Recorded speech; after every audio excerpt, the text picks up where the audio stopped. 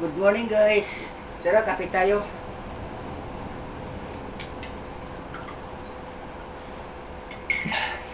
Good morning sa inyo lahat. Maganda na ang panahon.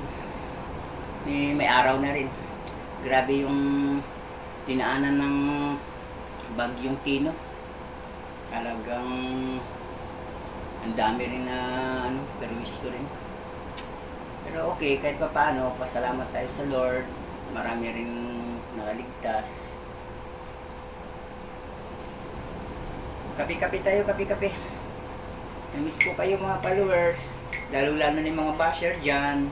Namiss ko kayo. Kaya ikape nyo na lang yan. Ay, nako.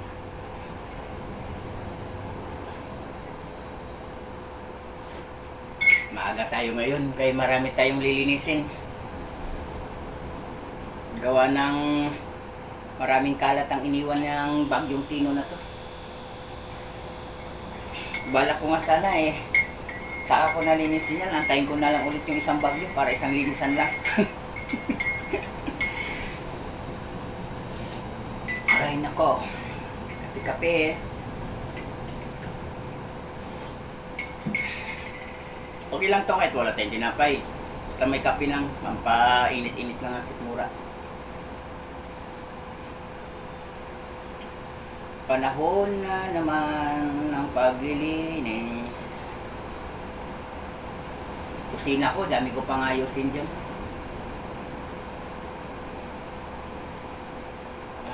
Ganun talagang buhay. Pag hindi tayo maging tamag, maging masipag, ganun lang, dalawa lang yan.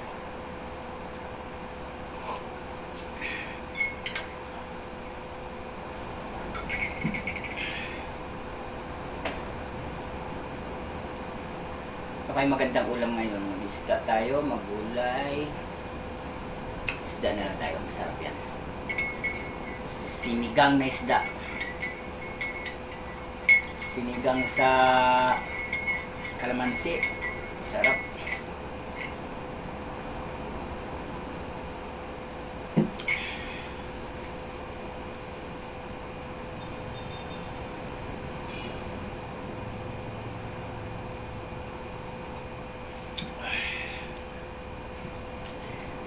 Bye bye guys.